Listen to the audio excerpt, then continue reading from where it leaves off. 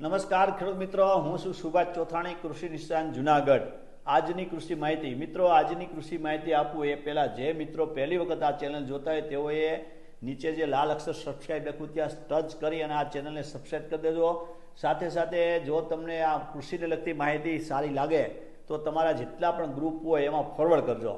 મિત્રો, આજની જે ખાસ વિષય છે, આજની કૃષિ માહિતીનો વિષય છે, એમાં અત્યારે એકદમ ઠંડીનો રાઉન્ડ ચાલી રહ્યો છે.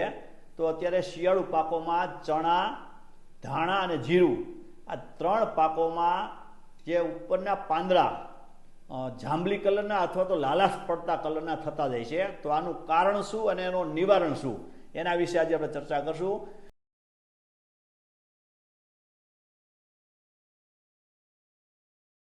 તો મિત્રો, તમે જાણો છો કે આ વર્ષે ચણાનું ખૂબ મોટા પ્રમાણમાં વાવેતર થયું છે. સાથે સાથે જીરું અને ધાણાનું પણ વાવેતર થયું છે. હમણાં છેલ્લા 15 દિવસથી આ એકદમ હેવી ઠંડીનો રાઉન્ડ ચાલી રહ્યો છે.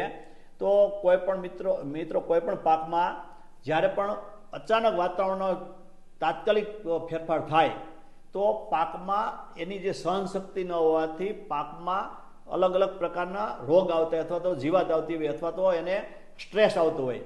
તો તમે હમણાં જોતા હશો કે ચણામાં એકદમ પાંદડાનો જે કલર છે એ લાલ થઈ જાય છે. ઘણી જગ્યાએ જાંબલી કલરના લાલચ પડતા છોડ થઈ ગયા આખા. તો મિત્રો, આનું કારણ એવું હોય છે કે એકદમ વાતાવરણમાં બદલાવ આવવાથી પિગમેન્ટેશનનો આ જે પ્રકાર કહેવાય, જે કે ફિઝિયોલોજી આખી ચેન્જ થતી હોય છે. તો આ એક પિગમેન્ટેશન છે. આને લીધે કોઈ બીવાની કે ડરવાની જરૂર નથી. આ એક પ્રકારનો દર વખતે દેહધાર્મિક પ્રક્રિયામાં ફેરફાર થતા આવું થતું હોય છે. તો એ પિગમેન્ટેશન લીધે લાલાશ પડતા જાંબલી કલરના પાંદડા થતા હોય છે. મિત્રો, આવા જ્યારે પરિસ્થિતિ થાય ત્યારે એના માટે આપણે શું કાળજી લેવી જોઈએ, શું કઈ પ્રકારની દવાઓ છાંટવી જોઈએ, એના વિશે તમને વાત કરું તો જ્યારે પણ તમને લાગે કે હેવી ઠંડી અથવા હેવી ગરમી ચાલુ થાય તો આ જે બદલાવ છે, એ બદલાવ વાતાવરણનો બદલાવ છે, સ્ટ્રેસ છે, એ સહન કરી શકે એવા આપણે જે કંઈ છંટકાવ કરવા એ કરવા પડે એ જરૂરી છે ખાસ. તો એના માટે હું તમને વાત કરું તો અત્યારે આપણે જે ક્રિપ્ટો કંપનીનું મેટ્રિક્સ કરીને આવે છે, સાથે સાથે મેક્રીન આવે યુપીએલનું, પછી તમને એ ન મળે તો વર્ડેશિયમ કંપનીનું 40 એક્સેલ આવે. આ ત્રણમાંથી કોઈ પણ એક પ્રોડક્ટ લઈ અને એ 25 ml પ્રમાણે પંપમાં નાખી અને છંટકાવ કરવાથી આમાં તમને એકદમ સારો એવો ફાયદો થશે. સાથે સાથે મિત્રો, આપણે દવા છાંટવી જ છે. તો એમાં અત્યારે ચણા હોય કે જીરું હોય કે ધાણા હોય તેમાં આપણે ફૂગનાશકનો પણ ડોઝ આપી શકાય, કેમ કે ઠંડીમાં જીવાત તો બહુ હોય નહીં, પરંતુ ફૂગનાશકમાં સુકારો અને પીળીઓ રોગ આવવાની શક્યતા હોય. તો એવા સમયે તમે ચણા હોય કે જીરું હોય કે ધાણા હોય તો એમાં તમે હેક્ઝાકોનેઝોલ, જે આપણે કોન્ટાપના નામે રૂપે બજારમાં મળે છે, એ અથવા ધાનુકા કંપનીનું જેનેટ કરીને આવે, એ 25 થી 30 ml પંપમાં લઈ અને જો તમે છંટકાવ કરી દો, આની સાથે મિક્સ કરી દો, ક્રિપ્ટો કંપનીનું જે મેટ્રિક્સ છે એની સાથે મિક્સ કરી દો, તો પણ રિઝલ્ટ સારું એવું મળશે.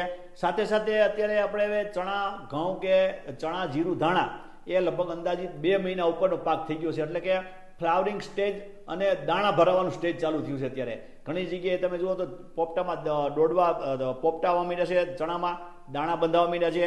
ઘણી જગ્યાએ તમે જુઓ તો જીરું પણ વરિયાળી જેવું થવા માંડ્યું. તો આવા સમયે આપણે ઉપરથી જે આપવાનું હોય ફર્ટિલાઇઝર, ખાસ કરીને પોટાશ આપવાનું હોય, તો એ પોટાશ છે એ તમને કેટોપના નામે મળે છે. ક્રિપ્ટો કંપની જે કેટોપ આવે છે એ, અથવા તો સ્ટીરિક કેના નામે મળે વર્ડેશિયમ કંપનીનું. આ બેમાંથી કોઈ પણ તમે પોટાશ લઈ અને જો આના ભેગું મિક્સ કરી દો, એટલે કે મેટ્રિક્સ, એની સાથે તમે જેનેટ નાખો અને એની સાથે તમે કેટોપ આ અથવા સ્ટીરિક કે આ બધું મિશ્રણ કરી અને જો છંટકાવ કરી દો તો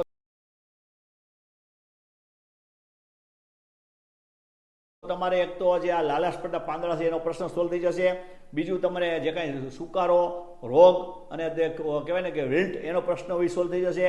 ત્યાર પછી ત્રીજું, તમારે જે દાણા બંધાવવાની સમયે જે જરૂરિયાત હોય, ખાસ કરીને પોટાશ, એનું પણ આ કેટોપ અવેજી પૂરું કરશે. તો આ ત્રણ જે વસ્તુ છે એ મિક્સ કરી અને જો તમે છંટકાવ કરી દો તો તમને સારામાં સારો ફાયદો થઈ જશે, એવું મારી ખાસ ભલામણ છે. અને તમને આમાં મારે ખાસ તમને એ કહેવાનું કે તમે જે કાંઈ છંટકાવ કરો એમાં તમે 10 વીઘા જમીન હોય તો 1 વીઘામાં નહીં કરવાનું, બાકીના 9 વીઘામાં કરજો તો તમને તફાવત પડશે અને રિઝલ્ટ પણ નરી આંખે તમને જોવા મળશે. તો આ પ્રમાણે તમે છંટકાવ કરી અને તમારા પાકને બચાવી શકો છો. વધુ માહિતી માટે નેક્સ્ટ વિડીયો મળશું. ત્યાં સુધી રજા આપશો. આભાર, ધન્યવાદ.